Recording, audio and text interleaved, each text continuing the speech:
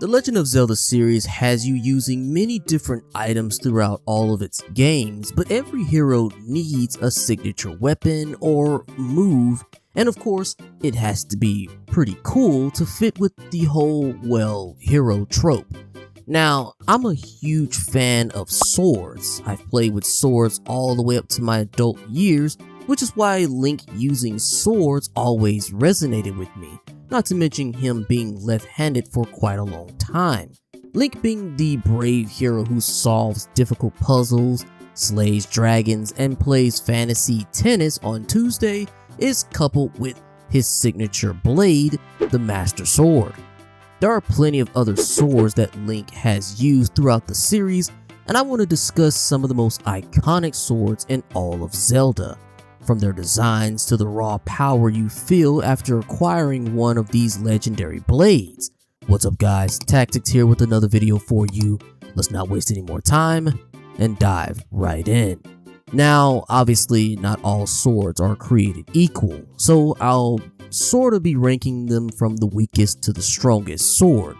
Plus, these swords are typically weapons Link is capable of using himself. However, I will give an honorable mention to the Sage Sword from Twilight Princess that gets used by Ganondorf. Then there's Zelda's own personal sword from the exact same game as well. And once again, this just gives me the idea that Zelda and Link should both be playable characters helping each other out on their quest in the next big Zelda title. And finally, there's the Dark Master Sword that the Demon King Demise uses, which is like the counterpart to the Master Sword. But okay, now that we've got all of those out of the way, let's start with the first set of blades on the list. And just a bit of a fair warning, I will be using the word sword a lot in this video, so yeah, you've been warned. Now, the first set of swords, I'll be putting them all together since they all pretty much serve the same purpose. We've got your beginner swords like the wooden sword, the Ordon and fighter sword, along with the hero sword and of course the Kokiri sword. See, I told you, we're using that word a lot. All of these blades are pretty basic. I mean, every hero has to start somewhere at the beginning. Can't just be handing out legendary swords to just anybody. Nah, you gotta earn that legendary status to be able to wield that legendary weapon. And of course, this is not to discredit these blades. Like, my favorite beginner sword design has to be the Kokiri sword from Majora's Mask particularly. That game just went crazy on the sword designs and just overall in general. But I'm getting ahead of myself here, we'll get to that very soon. Next we've got the White Sword. This is technically another beginner sword, but I do think it's a step above the rest since it serves a purpose in the story of forging it into a more powerful sword. In the Minish Cap, it goes through many transformations as you infuse it with each of the elemental stones. Each time the blade becomes more sharp and the color of the hilt changes to match the color of the element. It's a nice attention to detail that really makes it feel like the sword is becoming more powerful and looking more legendary by each dungeon that you've conquered. The Noble and Magic Sword appear in two different pairs of games. The Noble Sword is featured in the Oracle games, and in both of these games you go on a crazy fetch quest to learn the location of it in Oracle of Seasons, and in Oracle of Ages, I think you actually have to repair the sword, making it one of the most annoying swords to actually acquire.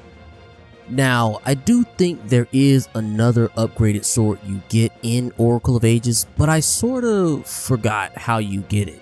If anyone has any idea how to get the sword, let me know down in the comments below. And while you're at it, be sure to let me know what your favorite sword is in the entire series as well.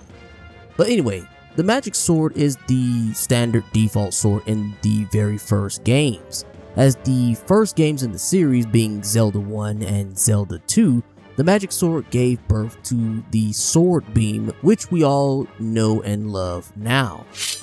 The next sword is probably the most unimpressive, important sword in the series, where the blade is actually necessary to the story. The Locomo sword is a simple placeholder for the Phantom sword, where it allows Link to basically stun spirits, but not be able to outright destroy them. This allows Zelda to possess them and I guess seal them away. Either way, it's a decent weapon, but I would hardly call it a legendary blade. Now, believe it or not, Phantom Ganon's sword is actually on the list. But wait, didn't you say that this video is about swords that Link can use? Well, yes, you'd be right, dear viewer. Now, I know what you're thinking. Link doesn't really use the sword to attack enemies, but he can pick it up after Phantom Ganon drops it in the final dungeon. The sword is kinda used in a way to allow you to navigate through the corridors of Ganon's tower, where whichever way the hilt falls down, or wait, hold on, is it where the hilt falls down towards, or is it the tip of the sword that you have to follow? I don't know, I kind of forgot. This puzzle always trips me up, to be fair. But anyway, after Phantom Ganon disappears, the sword falls over and points in the direction that you have to take to navigate through the maze-like rooms. Once you defeat Phantom Ganon with your light arrows, he leaves behind the sword that you can then pick up and sling it towards the wall to break it. So technically, it's a sword that Link kinda needs to proceed in Ganon's tower, and since Phantom Ganon is destroyed by this point, I guess the sword kinda belongs to Link now after that, so it counts. Speaking of Phantoms though, the Phantom Sword is up next. Between the Locomo and the Phantom Sword, I can say with certainty that the Phantom Sword is much more powerful.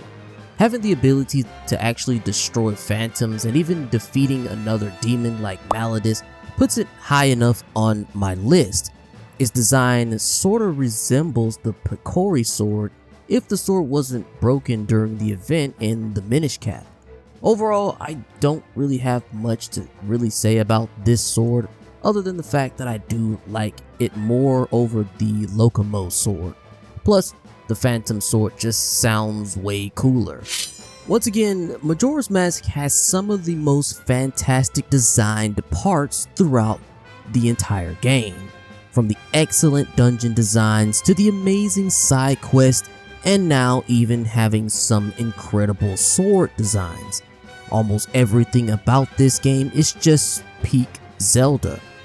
The Razor Sword was just a stepping stone for getting the best sword in all of Zelda.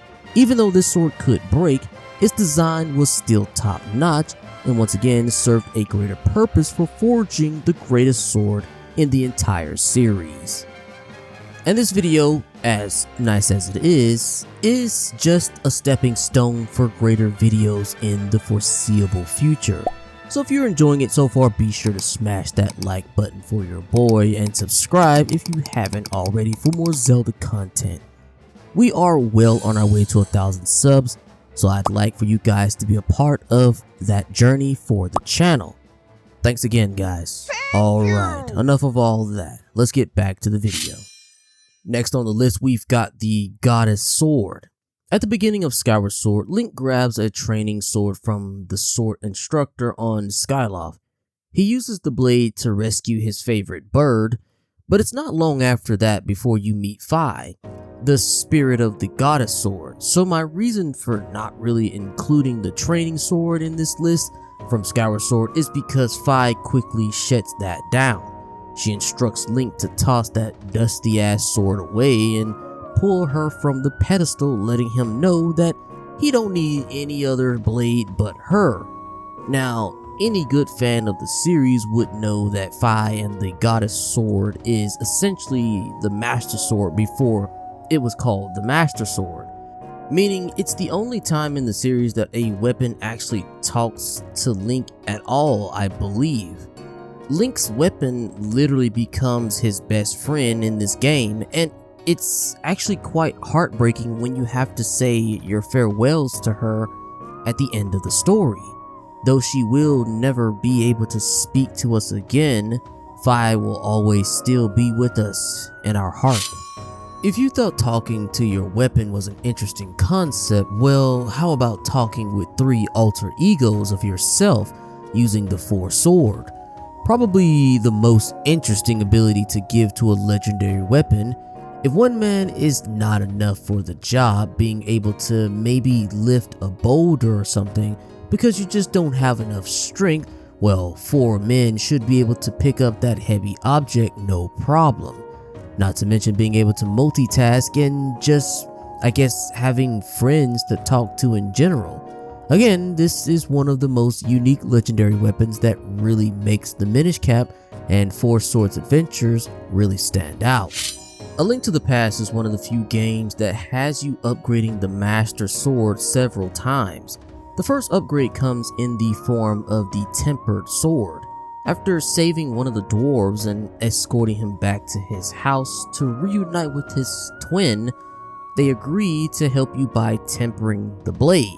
This turns it into a bright red color and gives it a flaming swoosh sound, making it feel much more hefty. But it only gets better after unlocking the fairy fountain under the pyramid in the Dark World. This allows you to toss in your weapon. With a little honesty, the sword is bathed in the fairy's fountain, I guess, maybe with some golden dust perhaps, and she returns it to you bathed in a golden light. This is one of the strongest versions the Master Sword has ever had, making it a super cool surprise for any player that felt a bit ambitious by throwing their sword away into this suspicious looking fountain. Speaking of the Master Sword though, we have the actual Master Sword at number 5. The Skyward Sword version, since this is the game that establishes the Master Sword's origins. It would make more sense to mention it here, I believe. This, in my opinion, is the best version of the blade in terms of its design and how it pertains to the story as well. But it is the main weapon of the series, so I think the blade can speak for itself how great it is. Well, maybe not anymore. But it will always be a grand moment to get that sword upgrade and getting to see the initial pedestal pull in a new game. Not to mention just it being a monumental step in your playthrough. The Biggoron sword is the first of a few two-handed weapons that makes every swing feel quite hefty and devastating. In Ocarina of Time, you first have to take the prototype out for a test spin from one of the Gorons. After completing the side quest with him, you meet the massive Goron who gives you a side quest to complete to forge the real deal. And boy does it pay off. With just a few swings, bosses get absolutely destroyed. And I always find it pretty funny how in the final boss fight against Ganon, when he knocks the Master Sword away out of reach, but you just pull out an even bigger sword and continue to fight like it was nothing. Without this weapon, you'd have to rely on the hammer during this segment of the fight, but why use a hammer when you've got a trusty secondary like the Biggoron sword? Rounding out the top 3, we have the Great Fairy Sword. Now this sword had one of the most colorful designs I've ever seen. You'll obtain the blade by collecting all of the fairies in the Stone Tower Temple and returning them to their respective fairy fountain. You're then rewarded with this beast of a blade that, much like with the Biggoron sword, requires 2 hands to use. Now I'm still shocked that a little guy like Link was capable of holding this in those tiny hands of his. I guess all his experience and adventures during Ocarina of Time helped him with the gains in those forearms. Once again, this great sword rips through enemies, making them less of a threat than they originally were. Overall, a fantastic sword that could only be beaten out by 2 other blades from the exact same game. Now, I'm not gonna lie, I was so close to just putting this sword at number 1 just because of its design alone. But I have to be a bit objective here.